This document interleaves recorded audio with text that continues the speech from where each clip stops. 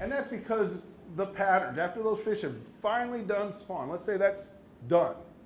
It's the end of May, now it's, whatever it is, it's done, and they moved out.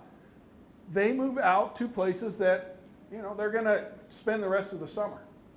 And the reason, why do they do it? Because, that's what everyone says. Why do they do it? Is it cooler out there? Is it sunnier out there? What is it? Food's out there. That's it. Bass go where the food is. And that's what I've always said in my classes. Hey, if you don't know where the bass are, just find their food. They're going to be close, right? You find a bunch of bass fishing around the cafeteria down here. We know where our food is. So that's the same philosophy. If you I don't know where those bass went, well, where'd the food go? And you'll start seeing in the summertime those fish moving out to island tops and humps and hard bottom areas and places to feed. And really what you're looking for when you get out there is understand your lake. All lakes, obviously all the rivers have current, but all lakes have current too. And normally it's from the river system down to the dam. Depending on how much water they let out of the dam, they have a current. So when I start, let's say we're going to just start our search in the middle of June for deep water fish in the middle of nowhere. Now, 10 or 15, probably 15 years ago, it was a chore. It was hard work to find these fish out there.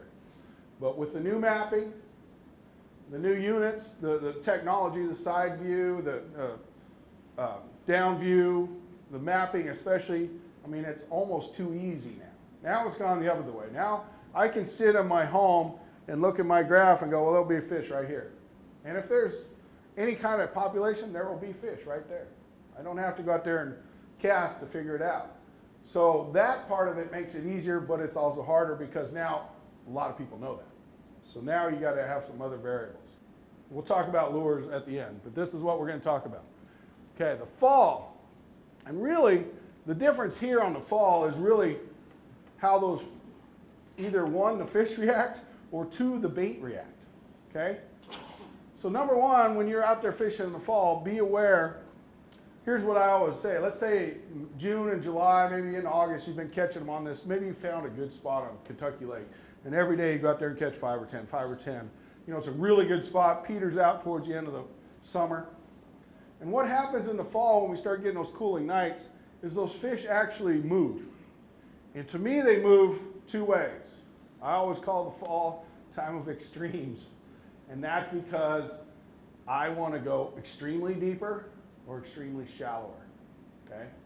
If you've been out there fishing that ridge and it's been 20 feet of water, it's been good all summer, and all of a sudden they're not there, well, some of those fish might have moved shallow, and some of those fish might have moved deeper. And that's usually the adjustment I make for fall deep water fishing, okay? Very simple. Just be aware when you're out there and start losing those fish, don't be afraid. Fall is when I've caught them deep. When I've caught them really deep, the 50, 60, 80, 100 feet of water, it's always been in the fall, always. And you can still catch them on top water on the bank, so be aware of that. Bass University TV, an online video training course where you'll learn champion bass fishing techniques from pro anglers Pete Glusek, Mike Iaconelli, and their talented special guests. Watch hours of video content on multiple topics at your own pace for a low monthly fee. Cancel at any time. Subscribe today.